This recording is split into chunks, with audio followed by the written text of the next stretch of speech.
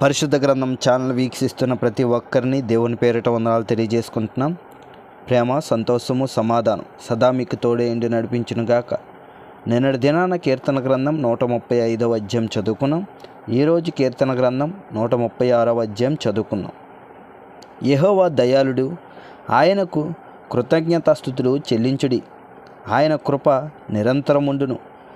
దేవదేవునికి కృతజ్ఞతాస్తుతులు చెల్లించుడి, ఆయన కృప నిరంతరముండును.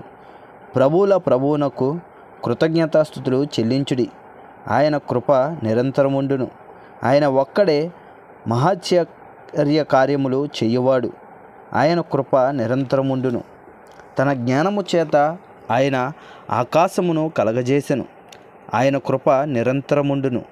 ఆయన భూమిని నీళ్ల మీద పరిచినవాడు, ఆయన కృప నిరంతరముండును. ఆయన గొప్ప జ్యోతులను నిర్మించినవాడు, ఆయన కృప నిరంతరముండును. పగటి నేలుటకు ఆయన సూర్యుని చేసెను, ఆయన కృప నిరంతరముండును. రాత్రి నేలుటకు ఆయన చంద్రుని నక్షత్రములను చేసెను, ఆయన కృప నిరంతరముండును. ఐగుప్తు దేశపు తొలిచూలులను ఆయన హతము చేసెను, ఆయన కృప నిరంతరముండును.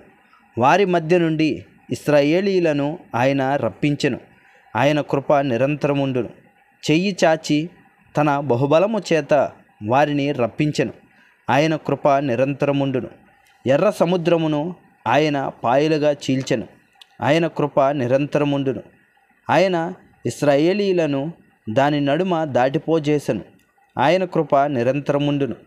ఫరోను అతని సైన్యమును ఎర్ర సముద్రంలో ఆయన ముంచివేసెను, ఆయన కృప నిరంతరముండును. అరణ్య మార్గమున ఆయన తన ప్రజలను తోడుకొని వచ్చెను, ఆయన కృప నిరంతరముండును. గొప్ప రాజులను ఆయన హతము చేసెను, ఆయన కృప నిరంతరముండును. ప్రసిద్ధి నొందిన రాజులను ఆయన హతము చేసెను, ఆయన కృప నిరంతరముండును. అమోరీయుల రాజైన సీహోనును ఆయన హతము చేసెను, ఆయన కృప నిరంతరముండును. బాషాను రాజైన ఓగును ఆయన హతము చేసెను, ఆయన కృప నిరంతరముండును. ఆయన వారి దేశమును స్వాస్థ్యముగా అప్పగించెను, ఆయన కృప నిరంతరముండును. తన సేవకుడైన ఇశ్రాయేలునకు దానిని స్వాస్థ్యముగా అప్పగించెను, ఆయన కృప నిరంతరముండును. మన దీనదశలో నున్నప్పుడు ఆయన మనలను జ్ఞాపకము చేసుకొనెను, ఆయన కృప నిరంతరముండును. మన శత్రువుల చేతిలో నుండి మనలను విడిపించెను, ఆయన కృప నిరంతరముండును. సమస్త జీవులకు ఆయన ఆహారమిచ్చుచున్నాడు, ఆయన కృప నిరంతరముండును. ఆకాశమందుండు దేవునికి కృతజ్ఞతాస్తుతులు చెల్లించుడి, ఆయన కృప నిరంతరముండును. ఇంతటితో కీర్తన గ్రంథం 136వ అధ్యాయం పూర్తయింది. రేపటి దినాన కీర్తన గ్రంథం 137వ అధ్యాయం చదువుకుందాం.